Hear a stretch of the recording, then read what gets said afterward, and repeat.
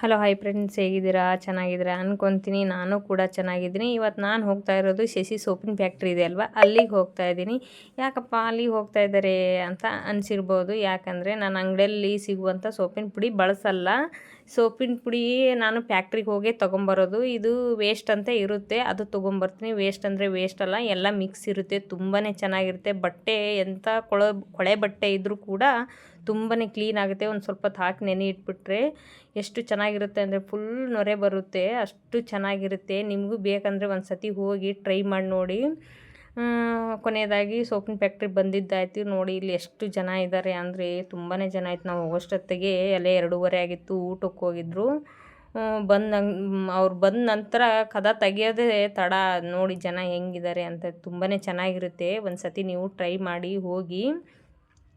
ಆಮೇಲೆ ನಿಮಗೆ ಬೇಡ ಅನ್ನಿಸ್ತು ಅಂದರೆ, ಚೆನ್ನಾಗಿಲ್ಲ ಅಂದರೆ ಮತ್ತೆ ಎಕ್ಸ್ಚೇಂಜ್ ಮಾಡಿ ಕೊಡ್ತಾರೆ ಅವರು. ಸೋಪಿನ ಪುಡಿ ತುಂಬಾ ಚೆನ್ನಾಗಿರುತ್ತೆ. ಹಾಗಾಗಿ ನೋಡಿ ಎಷ್ಟು ಜನ ಇದ್ದಾರೆ ಅಂತೆ. ಸೋಪಿನ ಪುಡಿ ಕೊನೆಯದಾಗಿ ತೊಗೊಂಡು ಮನೆಗೆ ಹೋಗ್ತಾ ಇದ್ದೀವಿ ನಾವು ಇದು ಇವಾಗಿಂದ ಬಳಸ್ತಾ ಇಲ್ಲ, ಸುಮಾರು ಒಂದು 5-6 ವರ್ಷದಿಂದನೇ ಬಳಸ್ತಾ ಇರೋದು. ತುಂಬಾ ಚೆನ್ನಾಗಿರುತ್ತೆ.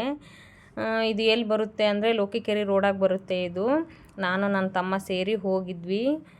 ಈಗ ಕೊನೆಯದಾಗಿ ತೊಗೊಂಬಂದಿದ್ದಾಯಿತು ಸೋಪಿನ ಪುಡಿ. ಇಷ್ಟ ಆದರೆ ಲೈಕ್ ಮಾಡಿ, ಶೇರ್ ಮಾಡಿ, ಕಮೆಂಟ್ ಮಾಡಿ, ಸಬ್ಸ್ಕ್ರೈಬ್ ಮಾಡ್ಕೊಳ್ಳಿ. ನಾನು ಮಾಡೋ ವಿಡಿಯೋ ಎಲ್ಲ ತಲುಪುತ್ತೆ. ನಾವು ಮನೆಗೆ ಬಂದಿದ್ದಾಯಿತು. ಬನ್ನಿ ಚೆಕ್ ಮಾಡಿ.